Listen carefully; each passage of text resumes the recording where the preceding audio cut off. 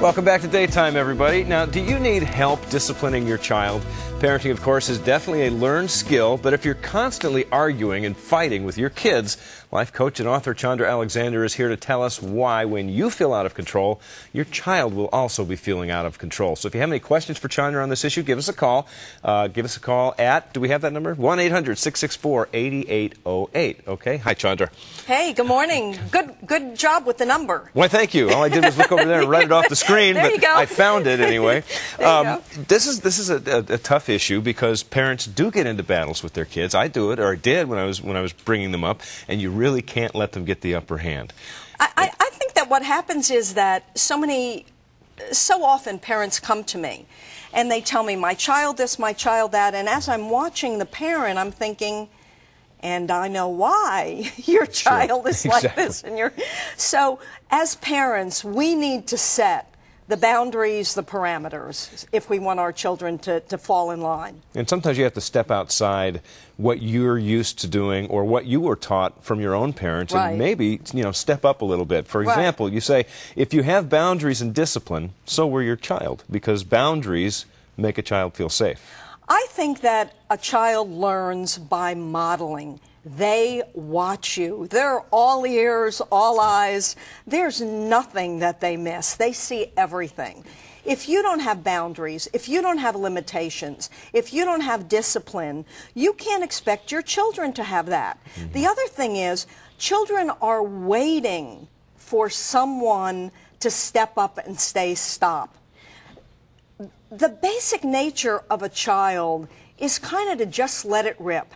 How far can I go? How far can I stretch before someone tells me no? You understand? Sure. And the minute that you step up and you say no, it's enough, a child then feels safe. Without boundaries, without limitations, children cannot feel safe. They cannot continue to be children. This is when children think, I have to be the grown-up. I have to step in. Mm-hmm, and that's not what you want for a child. Right. A boundary is just a reminder to the child that they are being cared for. They are cared about. They're being watched. Exactly. And they're in good hands. Very good. Yeah, exactly. All right. You go on. Our next point, both parents need to be consistent and in sync with one another. Children naturally play one against the other. Boy, have I seen that in my home. I see, parents come to me, they say, my kid is very sneaky, I don't know what to do with him, and I'm thinking, this guy's really smart at 6, I mean, I see the two of them sitting there, and they're not in sync on anything. A child is going to figure out, how can I get my way? Because it's not just about getting your way to prove a point. It's getting your way to figure out, who am I? What am I about? How far can I stretch? How far can I go? So if he sees that the two people who are in charge of him are disagreeing, a really, really smart child is going to think, I think I'll just enter in over here. If I can just do this.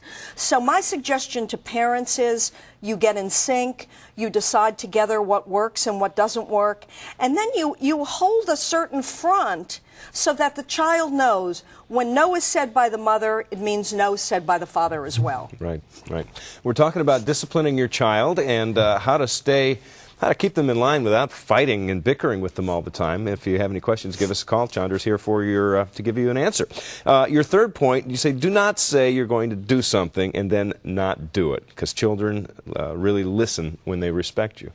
I was talking to you before the show. I was telling you that about a week ago. I talked to 300 educators before they went in on the first day of school. And when I talked about accountability, you could have heard a pin drop in the room, because basically what I said is, accountability means doing what you say you're going to do. Children have an uncanny sense of justice. They may not remember that you told them to clean their room 400 times, but if you said something and you don't do it, from the youngest to the oldest, they will say, you said, I remember you said. So you need to be accountable, because the only way that children are going to listen to you is if they respect you. And they respect you if you're a stand-up kind of guy or gal and you do what you say you're going to do. All right, let's go to the phones. We have Tara from Dade City on the line. Hi, Tara. Hi. You're on with Chandra. Excuse me? Go ahead, please. Hi. Can you hear me okay? Go ahead. Give me your question. I can hear you. Terry, if you could, you need to turn your TV down. Yes, I can hear you. Okay, I am right now. Thank you. That's going to cause that's causing a delay for us. Okay. Why don't you go ahead and ask me your question? Okay, go ahead and ask your question, please. Okay, I was just with discipline. Okay, like it's not a question I have. It's just a comment I need to make with disciplining a child. I'm an asthmatic and I'm a parent, a single parent, and I have 6 children. I set the guidelines a long time ago. You go out of this circle, you're going to suffer the consequences. It's nothing so bad, you know, but I have a 20-year-old and an 18-year-old, and they graduated from school, and they still respect me as of today because they know that if you stepped outside this circle, that you was going to be out that circle.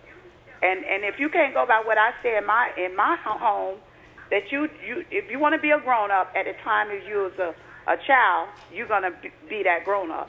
So basically, what you're saying is that you set the guidelines, and you've allowed for your children that they move out into the world, but still the guidelines that you've set, they still respect that. Is that what you're saying? Yes, they still respect Very good. Well, good job, because it's not easy being a single person raising 6 children. So congratulations to you. No, it's not. Congratulations. I'm sure you've done a good job. Thank you. You're welcome. Tara, good job, and I agree. You really do have to, as we've said before, you've got to spell out there are consequences. They are going to happen. Right. And you have to be consistent and follow through with that, because as soon as they realize that happens every time, not just sometimes, it happens every time. Here you have a woman who is a single mother, and she has 6 children. And she's basically saying, look, I have 6. The oldest one is 20, and the youngest one is who knows how old. She said, and they all respect me, and they all listen to me. That's...